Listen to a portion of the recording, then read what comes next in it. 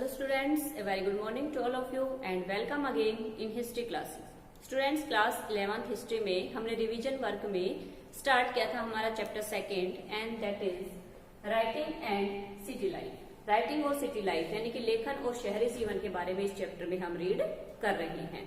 तो इसमें हमने रीड कर लिया था मेसोपोटामिया सिविलाइजेशन के बारे में कि मेसोपोटामिया सिविलाइजेशन थी वो किस प्रकार की सिविलाइजेशन थी, किस किन एरियाज में कहाँ तक ये फैली हुई थी। मैंने आपको बताया था कि जो मेसोपोटामिया है वो दो नदियों के बीच में डेवलप हुई सिविलाइजेशन थी।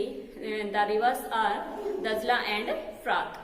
तो इन रिवर्स के बाद हम बात करते हैं कि इन रिवर्स में ये फैली हुई थी। इसके बाद हम आज बात करेंगे इसमें urbanisation of southern Mesopotamia. Mesopotamia का जो साउदर्न पार्ट था, जो दक्षिणी पार्ट था, उसमें कि किस प्रकार से वहां पे अर्बनाइजेशन हुआ। अर्बनाइजेशन का मीनिंग क्या होता है कि जब धीरे धीरे जो सिटीज होते हैं, शहर होते हैं, वो डेवलप होने शुरू हो जाते हैं और उसमें क्या होता है कि वो किसी ना किसी चीज के सेंटर बन जाते हैं, चाहे वो ट्रेडिंग के हों, चाहे वो टेम्पल्स के हों, या फिर कह सकते हैं कि ऐसे जो सिटीज जिसको किसी एक चीज के लिए फेमस हो जाए, किसी एक चीज के लिए उनको माना जाए। Let's continue the chapter. अब हम आगे पढ़ेंगे इसमें टेम्पल्स और किंग्स के बारे में, यानी कि मंदिरों के बारे में और राजाओं के बारे में। Cities develop around temples. इसमें हम 3 सिटीज की बात करेंगे जो मेसोपोटामिया सिविलाइजेशन में जो 3 शहर थे वो सबसे बड़े शहर थे, सबसे फेमस वेल डेवलप्ड सिटीज थे मेसोपोटामिया सिविलाइजेशन के। And first is the Uruk.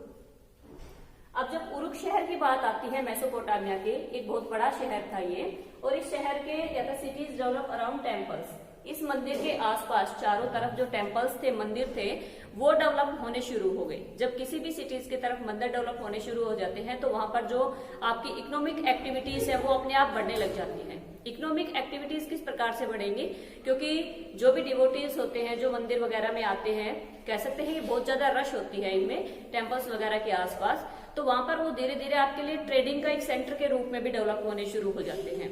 तो इसी प्रकार से जो मेसोपोटामिया का उरुक शहर था वो क्या हुआ था कि उस शहर को मंदिरों के लिए, टेम्पल्स के लिए फेमस माना जाता था, और धीरे धीरे जो उरुक शहर था, सिटीज था, ये एक बहुत बड़े मंदिर के रूप में डेवलप हुआ। साथ में ट्रेडिंग का काम भी इसके साथ साथ डेवलप होना यहाँ पे शुरू हो गया था।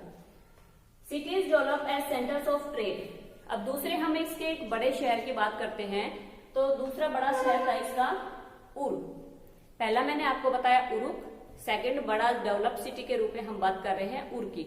अब उर जो था वो किसका सेंटर था?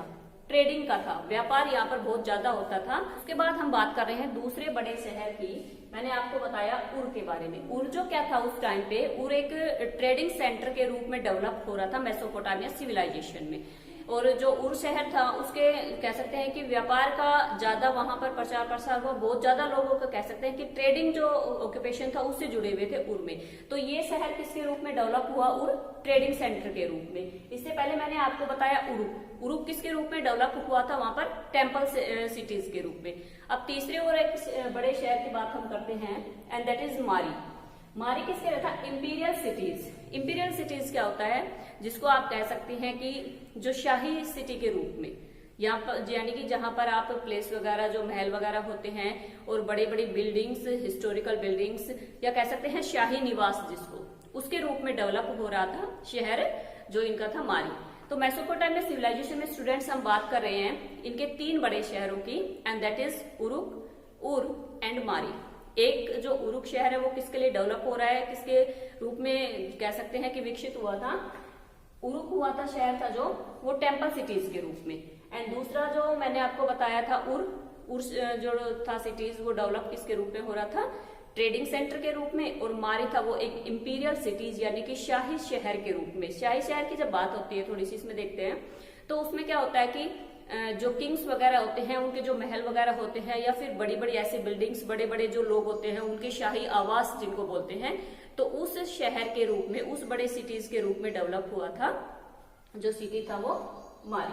अब उसके बाद हम बात करेंगे आगे इसमें मेसोपोटामिया की सील थी, यानी कि मेसोपोटामिया की जो मोहरें थी, क्योंकि उस टाइम पे जो एक्सपोर्ट इंपोर्ट होता था उसमें जो हमारी कह सकते हैं कि प्रेजेंट टाइम की तरह करेंसी वगैरह का नहीं था कुछ, और उसमें क्या यूज होती थी, सील्स वगैरह जो मोहरें होती थी उनकी अपनी अपनी मोहरें होती थी, सभी कंट्रीज की, सभी सिविलाइजेशन की, सभी कह सकते हैं कि जो एरियाज थे उनकी, उन्हीं के द्वारा आदान प्रदान होता था, उन्हीं के द्वारा ट्रेडिंग का जो काम होता था वो चल रहा होता था। अब इसमें बात करते हैं in Mesopotamia cylindrical stones seals used. अब जब मोहरों की बात आती है कि मेसोपोटामिया सिविलाइजेशन में किस प्रकार की जो मोहरें थी वो यूज की जाती थी, तो सिलिंड्रिकल शेप में और जो स्टोन की होती थी, स्टोन सील्स मोस्टली यूज की जाती थी, और भी बाकी चीजों की होती थी, बट मोस्टली जो एक्सपोर्ट इंपोर्ट होता था वो किसके द्वारा होता था, स्टोन सील्स के द्वारा होता था। And the shape of the जो सील्स होती थी उनकी कैसी होती थी, सिलिंड्रिकल से शेप होती थी। अब उसके बाद बात आती है seals were made of stone, copper and gold. अब गोल्ड की जब जो सील्स होती है उनकी बात करते हैं तो वो आपको कहाँ पे फाइंड आउट होंगी, वो आपको फाइंड आउट होंगी जो रिच पीपल हैं, जो किंग्स वगैरह हैं उनके पास। लेकिन कॉमन पीपल के लिए जो मोस्टली मोहरे यूज होती थी वो होती थी स्टोन्स के द्वारा, यानी कि पत्थरों के जो मोहरे बनी हुई होती थी उनका मोस्टली कॉमन पीपल के बीच में एक्सपोर्ट इंपोर्ट होता था, किसी भी चीज का जब ट्रेडिंग वगैरह का काम होता था। तो हम बात कर रहे हैं इसमें मेसोपोटामिया सिविलाइजेशन में मोहरों के बारे में। मोहरे क्या होती थी कि जो भी उस टाइम पे किंग रूल कर रहा होता था उनके जो नेम्स वगैरह थे वो उनके ऊपर पंच किए हुए होते थे। साथ में कॉपर की भी जो सील्स हैं वो मिली हैं और गोल्ड की जो हैं वो मिली हैं। अब हमने बात की थी इससे पहले 3 बड़े सिटीज के बारे में, तो थोड़ा सा डिस्क्रिप्शन हम देखेंगे इन बड़े बड़े शहरों का कि इनमें किस प्रकार का काम हो रहा था। First of all we see about the Uruk. Uruk शहर की बात करेंगे हम सबसे पहले। It is considered the first true city in the world. कह सकते हैं कि एक शहर के रूप में, एक बड़े शहर के रूप में अगर वर्ल्ड में कहीं पर भी बात की जाती है तो सबसे पहले नाम आता है मेसोपोटामिया सिविलाइजेशन का जो सिटीज था उरुक। उरुक की बात आती है और वो किस रूप में, फर्स्ट ट्रू सिटी, यानी कि एक वास्तव में हम किसी भी एक एरिया को अगर शहर का दर्जा दे सकते हैं, हम शहर का नाम दे सकते हैं, तो पूरे वर्ल्ड की जब बात करेंगे हम तो सबसे पहले हम नाम लेंगे मेसोपोटामिया सिविलाइजेशन के जो शहर मैंने आपको बताया उरुक की। उसके बाद फेमस ग्रेट किंग यहाँ का कौन था, इस एरियाज का, इस सिटीज का, गिलगिम्स। गिलगिम्स जो था वो इस शहर का एक बहुत फेमस राजा था, एक फेमस किंग था, और उसका जो टाइम पीरियड है कहते हैं कि जो उरुक शहर था, उरुक सिटीज था, उसके लिए एक बहुत वेल डेवलप करने वाला सिटीज के रूप में ये आगे बढ़ा था। टेम्पल टाउन मैं पहले ही आपको बता चुकी हूँ कि टेम्पल टाउन के रूप में ये फेमस हुआ था उरुक शहर। अब इसकी जब एक्सटेंट की बात आती है कि ये कितना विस्तारित था, कितना ज्यादा इसका विस्तार हुआ था, तो वो था 250 हेक्टेयर्स में ये फैला हुआ था। 250 हेक्टेयर्स में फैला हुआ था। अब इसकी हम कंपैरिजन करेंगे हमारी हड़प्पा सिविलाइजेशन के साथ। हड़प्पा सिविलाइजेशन की बात करते हैं हम, तो हड़प्पा सिविलाइजेशन में हमें जो साइट्स मिली हैं उसमें हमें जो शहर मिला था मोहनजोदड़ो, तो उसकी कह सकते हैं कि वो सबसे बड़ा शहर था हमारे इंडिया की हड़प्पा सिविलाइजेशन में। उसके बाद बात आती थी हड़प्पा की, लेकिन जो सबसे पहले मोहनजोदड़ो जो था वो सबसे बड़ा सिटीज था, और उससे भी कहते हैं कि ये जो 150 हेक्टेयर्स में फैला हुआ था ये उससे भी 1.5 गुना बड़ा शहर मिला था। तो ये कंपैरिजन दिखाया गया है कि इसकी जो कह सकते हैं एक्सटेंट था, इसका जो विस्तार था वो कितना बड़ा था, कि जो हमारी हड़प्पा सिविलाइजेशन में मोहनजोदड़ो का जो हमें शहर मिला था उससे भी 1.5 गुना ज्यादा बड़ा। तो इस बात से उम्मीद लगाई जा सकती है कि कितने बड़े एरियाज में इसका जो एरिया था वो कितना बड़ा हो सकता है। और वहां पर जो फेमस जो किंग था वो रूल कर रहा था वो था गिलगिम्स। अब उसके बाद बात आती है, ये टाइम पीरियड हम बता रहे हैं 3000 BC के आसपास का, 3000 ईस्वी के आसपास में इसकी जो फर्स्ट जो साइट मिली थी वो 250 हेक्टेयर के आसपास ये फैला हुआ था। अब उसके बाद हम बात करते हैं कि जब ये एक्सटेंड होना शुरू हुआ, जब ये बढ़ना शुरू हुआ, तो 2800 BC के आसपास की बात है, ये इतना ज्यादा फैल गया था, 400 हेक्टेयर्स तक जो इसका एरिया था वो एक्सटेंड हो चुका था। उसके बाद हमने बात की first city and that is Uruk. Uruk के बारे में हमने बताया टेम्पल सिटीज था, गिलगिम्स का फेमस जो राजा था बहुत ज्यादा उसने विस्तार किया था अपने टाइम पीरियड के दौरान इसका। उसके बाद बात आती है कि इसका जो एक्सटेंट था, इसका विस्तार था, आज के जो हमारी जब कंपैरिजन की जा रही है दोनों सिविलाइजेशन की, हड़प्पा सिविलाइजेशन एंड मेसोपोटामिया की, तो सबसे बड़ा शहर था उससे भी 1.5 गुना बड़ा शहर था। बाद में धीरे धीरे और भी ज्यादा इसका विस्तार होता चला गया। अब इसके बाद हम बात करेंगे नेक्स्ट जो बड़ा सिटी डेवलप हुआ था उरुक की बात। उर was a town expected in 1930s। 1930 में इस शहर की खोज की गई थी। 1930 में मेसोपोटामिया सिविलाइजेशन के इस शहर की साइट्स हमें पता चली थी। और उसके बाद इसके बारे में जब बात की जाती है तो मैंने आपको बताया था कि ये ट्रेडिंग सेंटर के रूप में डेवलप हुआ था, यानी कि व्यापार यहाँ पर बहुत ज्यादा हो रहा था। और नैरो स्ट्रीट, इसकी जब कह सकते हैं कि स्ट्रीट प्लानिंग की, इसके जो एरियाज हैं बिल्डिंग्स प्लानिंग की या फिर इसके पूरे एरियाज प्लानिंग की बात की जाती है तो जो इसमें गलियां होती थी वो बहुत ही नैरो होती थी। इतना ज्यादा कह सकते हैं कि डेवलप ये नहीं था, क्योंकि इसमें किसी भी तरह से जो एक नियोजित प्रणाली थी उसको नहीं अपनाया गया था। सिस्टमेटिक ढंग से काम नहीं हो पाया था इसमें, लेकिन ट्रेड के रूप में बहुत अच्छे से ये डेवलप हुआ था। तो इनकी जो स्ट्रीट वगैरह थी वो कैसी थी, नैरो थी। And irregular shapes of house plots, और जो हाउस बनाए गए थे, जो जिस टाइप से प्लानिंग की गई थी घरों को बनाने की, वो भी इरेगुलर थी, अनियोजित थी, यानी कि एक प्री प्लानिंग के साथ इनकी जो कह सकते हैं कि जो हाउस प्लानिंग थी वो नहीं थी। देखो, जिस हम कंपैरिजन की अगर बात करें तो हम इसकी कंपैरिजन कर सकते हैं हमारी हड़प्पा सिविलाइजेशन के साथ। हड़प्पा सिविलाइजेशन के साथ जब कंपैरिजन की जाएगी इसकी, तो उसमें क्या था कि हमारे दोनों जो बड़े शहर थे हड़प्पा एंड मोहनजोदारो, दोनों के दोनों वेल प्लान्ड, बहुत ही अच्छे ढंग से नियोजित करके घरों को बनाया गया था। नालियों का जो विस्तार था, सड़कों का बहुत अच्छे से किया गया था। लेकिन जब हम बात करते हैं मेसोपोटामिया के बड़े सिटीज उर की, तो उर में क्या था, इरेगुलर शेप थी। घर वगैरह जो बनाए गए थे वो किसी प्लानिंग के साथ नहीं बनाए गए थे।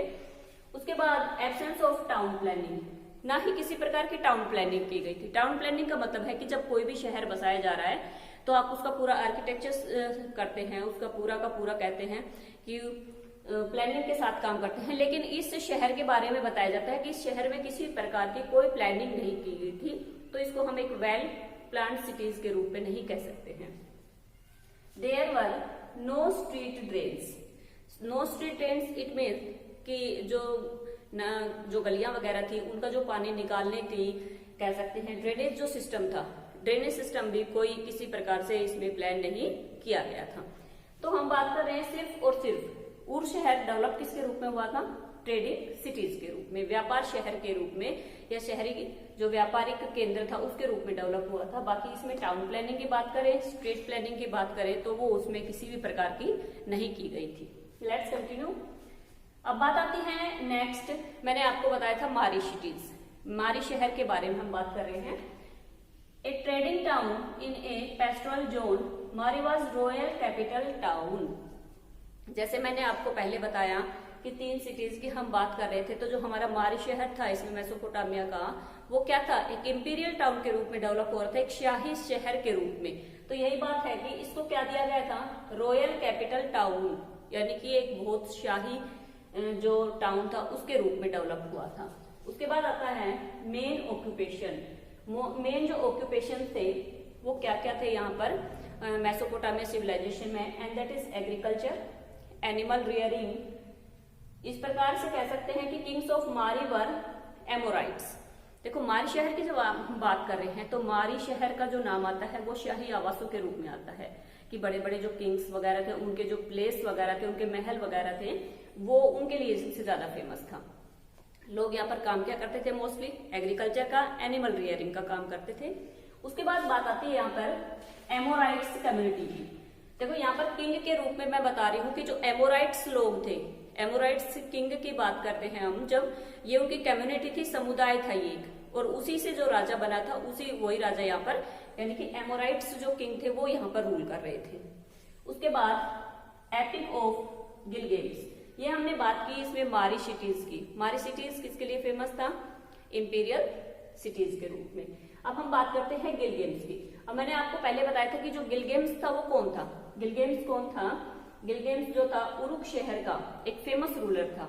अब इसके बाद आता है एपिक ऑफ, इसने एक ग्रंथ की रचना की थी, गिलगेम्स के ऊपर एक ग्रंथ लिखा गया था जिसका epic of Gilgamesh. Cities was destroyed in the war were called poetry. अब इसमें जो शहर नष्ट हुए थे हड़प्पा सिविलाइजेशन के, उन सारी की सारी चीजों का डिस्क्रिप्शन जो दिया गया था पोएट्री के रूप में दिया गया था गिलगेम्स जो एपिक था उसमें। Gilgamesh epics were written on 12 tablets.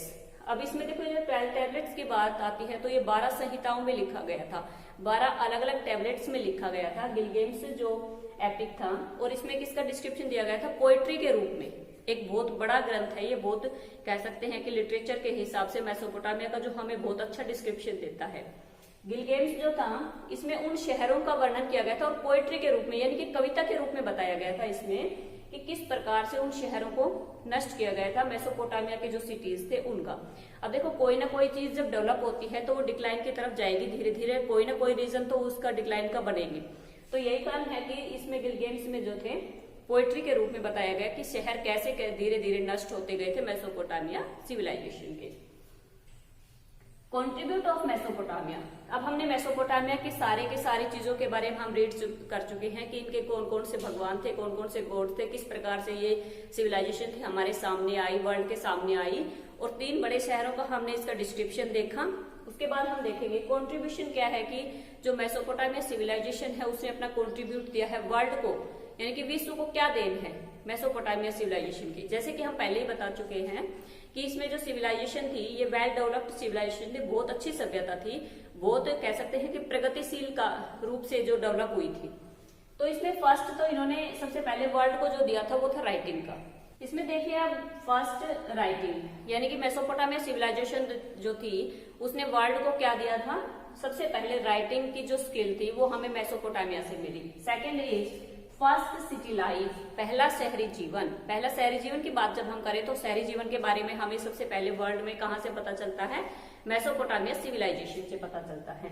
And mathematics and astronomy, खगोल विज्ञान के बारे में, मैथमेटिक्स के बारे में।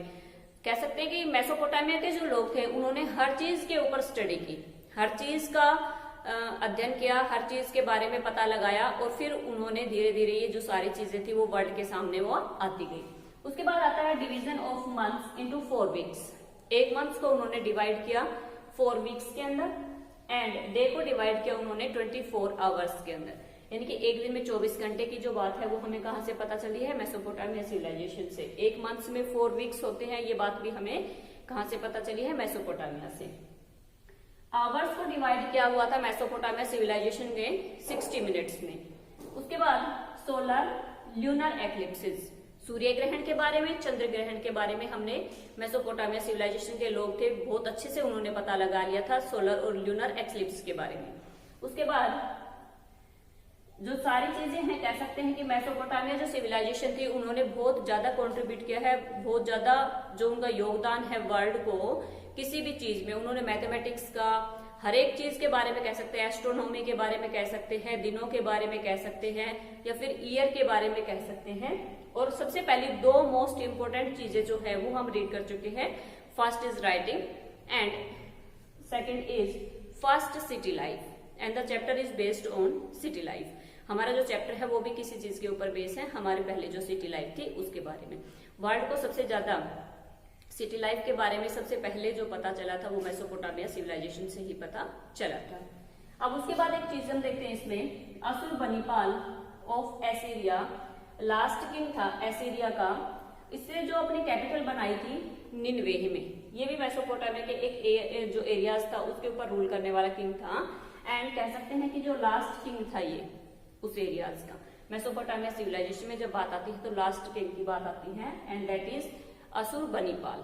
असुरबनीपाल ने कैपिटल अपनी कहां पे बनाई थी, निनवेह में।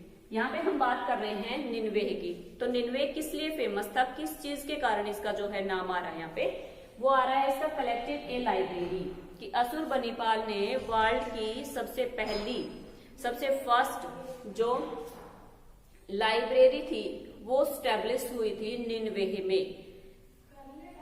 असुरबनीपाल के बारे में लास्ट किंग था, कैपिटल निनवेह थी इसकी, और यहाँ पर नाम क्यों आता है, सबसे मेन चीज जो है वो यही है कि इन्होंने सबसे पहले वर्ल्ड की अगर बात करें हम की लाइब्रेरी कहाँ पे स्टैब्लिश की गई थी, तो वो स्टैब्लिश की गई थी निनवेह में। एंड स्टैब्लिश करने वाले कौन थे, असुरबनीपाल। तो स्टूडेंट्स हमने चैप्टर रीड किया क्लास 11th हिस्ट्री में, chapter 2 and that is writing and city life. Writing के बारे में, सिटी लाइफ के बारे में, वर्ल्ड को सबसे पहले कहां से पता चला था, मेसोपोटामिया सिविलाइजेशन से। जो मेसोपोटामिया की जो सभ्यता थी वो एक वेल डेवलप्ड सभ्यता थी। विश्व को बहुत ज्यादा कह सकते हैं कि योगदान रहा है हर चीज को बताने में इस सभ्यता का। तो इसमें हमने रीड किया था मेसोपोटामिया के वर्ड का, किस प्रकार से ये डेवलप हुई थी, उसके बाद इसके 3 बड़े बड़े सिटीज के, और सबसे लास्ट में हमने रीड किया इसमें कि जो मेसोपोटामिया सभ्यता थी उसकी वर्ल्ड को क्या देन है, वर्ल्ड में कह सकते हैं कि उसने क्या कंट्रीब्यूट किया, दुनिया ने, वर्ल्ड ने क्या सीखा था मेसोपोटामिया सिविलाइजेशन से। तो सबसे पहले हमने क्या सीखी थी, 2 मोस्ट इंपोर्टेंट चीजें, and that is writing and city life. Writing के बारे में और सिटी लाइफ के बारे में हमने मेसोपोटामिया जो सिविलाइजेशन है उससे सीखा है। तो स्टूडेंट्स चैप्टर है आपका कंप्लीट हो चुका है। इसको बुक में से रीडिंग इसकी जरूर कीजिए और एक बार अच्छे से रीडिंग करने के बाद चैप्टर को रिवाइज किए, इसके क्वेश्चंस आंसर जो भी हैं आपके वो अच्छे से प्रिपेयर कीजिए। Okay students, thanks to all.